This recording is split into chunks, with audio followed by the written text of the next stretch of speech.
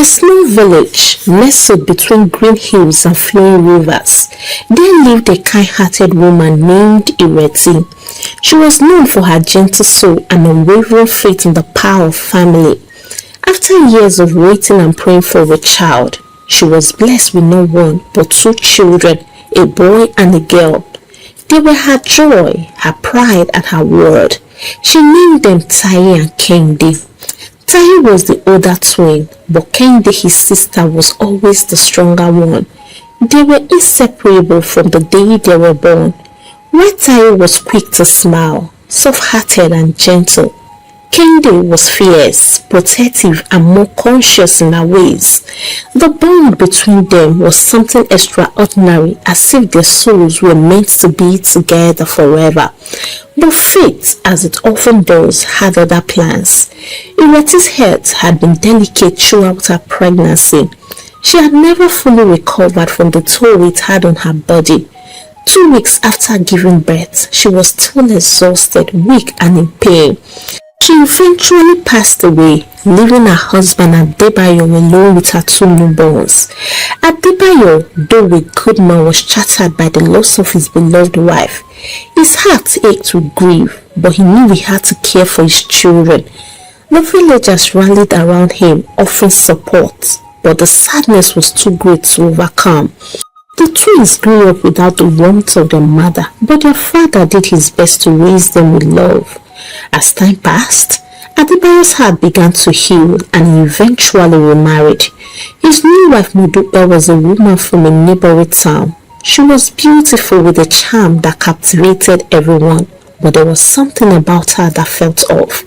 She was gracious, yes, but there was a coldness in her eyes when she looked at the twins, especially Kehinde. She didn't see them as her children. Adebayo, blinded by his need for companionship and comfort, didn't see Modupe's resentment. He thought he had found happiness again, but his children were not so sure. Kehinde, with her sharp instincts, could feel the tension between them. She knew something was wrong, though she couldn't understand exactly what. The years passed, and Modupe's bitterness grew. She became more and more distant from the twins. Her kindness became thin as she plotted her moves in secret. She wanted to be the queen of the house, and she would stop at nothing to ensure that Tai and Kehinde were out of the picture. She began to poison their meals, secretly lacing their food with a slow-acting poison, hoping that they would die. Tai was always trusted, so he didn't suspect a thing. The first time it happened, Kehinde had no appetite. She was never much of a foodie and often left the table early. That night, as she watched her brother eat, she felt a strange unease. She tried to warn him, but Tai brushed her off, not knowing that death was creeping toward him with every bite. After that day, he fell ill and the family rushed him to the hospital, but it was too late. It had already circulated in the system. A year passed, and Modupe's frustration turned into full-blown rage. First, she had tried everything to take in, but never for once had she missed her period. Then she also tried everything, traps, tricks, and dark magic to get rid of Kehinde once and for all. But every time, something would stop her. In fact, strange things started happening in the house. That didn't scare her because it is often said, who the gods wants to destroy, they'll first make mad. Adebayo too also noticed the strange occurrences around the house. He couldn't explain why things would break or why food would just spoil. He couldn't ignore the deepening inside him between him and his daughter. His love for Modupe had blinded him to the truth. One night, Modupe prepared another early-to-grave meal. She spent huge amounts of money to make it irresistible. She thought she had finally outsmarted Kehinde. She watched from a distance, waiting for her to take a bite, certain that this time her plan would succeed. But as Kehinde scooped the food, it fell. She lifted a glass of juice, but the glass shattered before she could drink, spilling the poison liquid onto the floor. Her brother's ghost was somewhere supervising all the happenings. Kehinde stood up and apologized to her stepmother, telling her that she didn't mean to. Before she could complete her statement, Modupe just walked away, knowing that her wicked plans had scattered. Days passed and Kehinde began to feel someone's presence. She couldn't explain it, but she could sense a protective energy around her. And at night, when the moonlight streamed through her window, she heard whispers. But when she turned to listen, there was nobody there. She called out, but no one answered. This continued for a long period of time. Modupe on her part refused to give up. She decided to keep on trying until Kehinde journeys to meet Sai, her brother.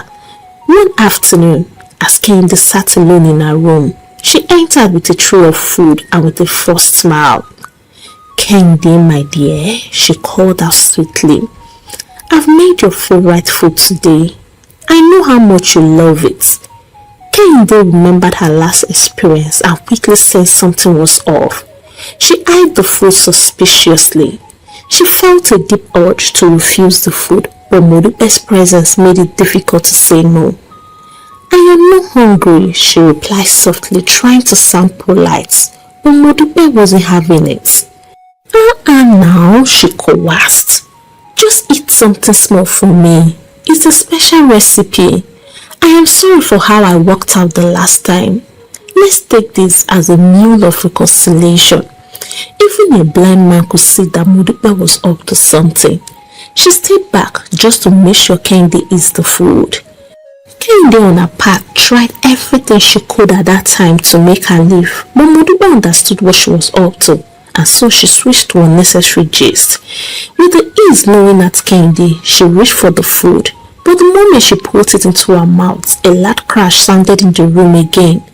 The place shattered into pieces, littering everywhere. Modupe gasped, her face showing a flicker of frustration before her smile returned, tight and forced. "Oh, how clumsy of me," she said quickly, picking up the pieces. "Let me get you another one. It's nothing." But Kehinde wasn't fooled. She felt a shiver run down her spine. The plate had broken just as she was about to eat. This wasn't the first time, and she could have sworn she heard a faint whisper, "Don't eat it." Before she could think further, Modupe had returned with another food. This time, it was a plate of rice and stew, and it was also inviting. "See," she said to Kehinde, scooping the part she knows wasn't poisoned into her mouth.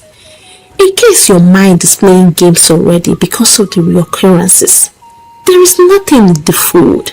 She chewed and swallowed and even drank water.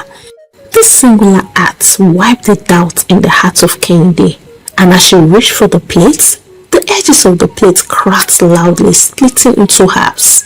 The rice spilled onto the table, and the stew splattered everywhere. Modupe, now visibly annoyed, snapped, "Kí ló ṣẹlẹ̀ báyìí? Kehinde, what's happening? Why are you wasting my food? What's wrong with you this much? This is the third time." She wanted to say that I have tried to eliminate you, but she quickly controlled herself and said, "Kehinde, don't you trust me?" Kehinde looked at her and said, "Mommy, I should be the one asking you. Am I a threat to you?" Modupe quickly stepped out of the room without answering. A week later, her patient ranting. She had tried every method she could think of to get rid of Kehinde, but the girl kept surviving. Every attempt was thwarted by some invisible force, and her desperation was beginning to show. This time, she turned to someone who would help her, a young guy who was known in the vicinity for notorious things. The plan was simple. She would send Kehinde to the supermarket at night, telling her it was an errand she needed to run. And as soon as Kehinde leaves the house, the man will be waiting at a particular spot on the road, ready to strike. He will run over her with his car, making it look like an accident. The said day came, and Modupe sent her out at exactly 8 o'clock p.m. As Kehinde walked towards the gate, she felt a strange sense of unease. She could feel the presence of someone. She turned but found no one. She became so afraid. Just then, a car appeared at the end of the street speeding towards her. Kehinde didn't hear the engine until it was too late. The car's headlights almost blinded her. It was too fast and coming straight at her. Her instinct screamed at her to run, but her feet couldn't move. Out of nowhere, a gust of wind slammed into her, pushing her back. She stumbled and fell to the ground. But then the wind changed direction and the car began to swerve uncontrollably. The car veered off the road, its tires screeching as it turned sharply. Suddenly, it crashed into a nearby tree. The impact was loud. It uprooted the tree. It broke the windscreen and sped north the driver. People gathered and found him dead. Kehinde scrambled to her feet. She was so afraid. She didn't understand what had just happened. Few minutes ago, she was in the valley of death, but now she's standing without any scratch, and yet the driver was lying there lifeless. People gathered around her, congratulating her, but she heard nothing because she was still lost in her thoughts. The following day, news spread through the village like wildfire. Modupe was in doubt as the news got to her. Kehinde, she survived this again? Not just surviving it, she had walked away without a scratch, and then the car and the driver are beyond recognition. How could this be, she asked. Kai, this Kehinde must be a witch, she concluded. So, you think you can escape death, huh? She sneered, her eyes flashing with malice when she saw Kehinde. You think you are so special that you can survive everything? Kehinde stepped back. She had always known her stepmother to be cruel, but this was something entirely different. It wasn't just about the hatred anymore. She didn't understand what was going on with her because to the best of her knowledge she had not offended her. In fact, she just woke up. Throughout that day, Modupe kept on hissing like a snake. She fasted, but this time her fasting was to be energized to eliminate the obstacle called Kehinde. In that depth of hatred, she began plotting again. Her obsession with ending a life she didn't create grew darker with each passing day. Her desperation deepened and the plans became more deadly. After her fasting and studying Kehinde, she was now fully ready. And I can tell you that this her plan was simply the best of all she had launched. She had crossed all the T's and dotted all her I's. Modupe on her part began to avoid her because she could see the fire in her eyes. She vowed never to drink even water in the house, but what she didn't know was that Modupe had left that era. One cold morning, Modupe was ready to strike again. But as she prepared, she noticed something strange. The air around her seemed unnaturally still, and there was a deep, unexplainable sense of dread in her heart. But she ignored it, focusing instead on her plans. She was prepared to end Kehinde that day or never. As she stepped out, something else happened. The road she was walking down became so quiet. She felt a cold shiver run down her spine, and as she looked around, she felt the oppressive weight of something unseen. She also heard the unmistakable sound of footsteps behind her. She turned sharply, but no one was there. The hairs on her body stood up. She had goosebumps and she became so afraid. Then she heard the voice, loud and clear. Leave her alone, Modupe. You have no power over her. You have taken too much from her family already. She recognized the voice. That was Tai's voice, his dead stepson. She felt a presence hover around her, one she could not fight. She began to panic and she turned to run, but it was too late. The force was too strong. Before she could lift her leg, her feet were swept off from under her and she was thrown back, crashing into a nearby bush. Her body hit the ground with full force. For the first time, Modupe felt true fear, the kind of fear that comes when you realize you are powerless against something far greater than yourself. She laid on the ground, dazed and disoriented. She clutched at her side where she had crashed into the bush. The pain was sharp, but it was nothing compared to the terror that gripped her heart. Now she could feel him closer than ever before. Please, please, I don't mean to, she gasped, her voice trembling as she looked around desperately. She knew deep down that it was too late. Her every attempt to get rid of Kehinde had awakened something far more powerful than her hatred. Her vision blurred. She didn't know when she started crying as she heard him saying, "You will confess. You will tell the truth of everything you have done. How you killed me and how you tried more than 7 times to kill my sister too. You will admit your sins and you will die with them." Modupe tried to scream and to run, but she was paralyzed. Tai's anger was no longer just a whisper, it was a thunderous storm, drowning her in its fury. I never meant for it to go this far, she stammered, her eyes wide with fear. Please forgive me. It's the devil's work. I promise you I have changed.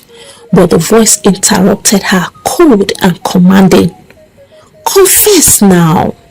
The words echoed through her mind like a final command. By this time, people had gathered. Yes, I did it. That's true. I did it, Modupe said, raising her hand. People were pitying her. They thought she was insane until they listened closely. I killed him. I also tried to eliminate his twin sister over and over again. She mentioned the numerous times she tried. The one that shook people was when she mentioned she sent the guy to run over Kehinde with his car and make it look like an accident. One person had to throw a stone. But Modupe wasn't done. She was still at the genesis of her wicked acts. When she mentioned that she was on her way out so that the people she had contacted earlier can gain access to the house, abuse Kehinde and then send her on a journey of no return. Trust boys now, they entered into the bush fetching firewood. This time, she began pointing. Tai, please, the pain is too much. They all moved back in fear. Taike, make sure she doesn't escape, a few managed to say before moving back. I am sorry, Modupe continued begging. She crawled on the ground. Please forgive me. Please, it's the devil's work. But there was no forgiveness in Tai's voice. There was no mercy. He had waited for this moment for so long, and now Modupe will face the full consequences of her cruelty. Your sins are too great, he said coldly, and you will pay for them. Suddenly, Modupe held her neck with her 2 hands, and within 5 minutes she was gone. Like magic, Adebayo's mind was restored. The charm she had used on him expired. People crossed even her dead body as she was buried in the evil forest. Adebayo apologized to Kehinde for being blind to all she went through in the hands of his wife. She forgave him without any drama, saying it wasn't his fault at all. From that day, she stopped feeling the presence of his late brother. Although it was hard for them to heal from the trauma, but they felt better. And for the first time in years, she could be seen sitting down to discuss with her father. Hey, Africantales by Calm Tribe, how are you all doing? For me, I am doing just fine. Let me even ask you, have you heard of a ghost story before? Like that of Tai in the story? Or have you experienced it before? If yes, let me read from you in the comments what you've heard or what you've experienced. I'm sure there are a lot of curious people like me and will all be in the comments. But before I go, let me say this to stepmothers. See, being a stepmother is a sacred responsibility, not a license to oppress. When you choose to marry a man who already has children, you are not just marrying him. You are stepping into the lives of innocent souls who had no say in their mother's absence or their father's choices. They did not offend you. They did not choose their situation. So why then do you choose to become their nightmare? Every Every time you treat a stepchild unfairly, you are sowing seeds of pain and trauma that may never heal. Every undeserving slap, every harsh word, every denial of food or comfort, heaven sees it. And when you go as far as plotting or wishing them death, remember this: God is the one who gives life and not you, and He will keep on defending them. Don't forget, life moves in circles. What you sow is definitely what you will reap, and most times it comes back multiplied. That child you hate so well might become the helper your own child will need tomorrow. That life you want to destroy may be the one God has destined to bless your entire family. So why the hate? Let love lead. Choose kindness.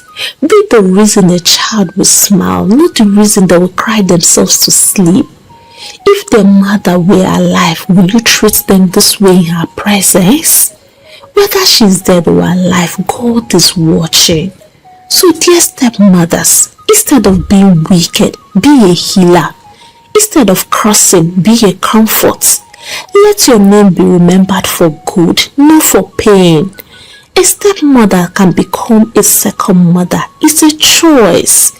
Let's rewrite this whole story we keep on hearing about wicked stepmothers. Ejo, I beg you, if you enjoyed the story, please give it a thumbs up. Don't forget to share your experience with me in the comment section. If you have not subscribed to this channel, what are you waiting for? You know the right thing to do. And until I bring another recited story your way, it is a goodbye from here, and God bless you.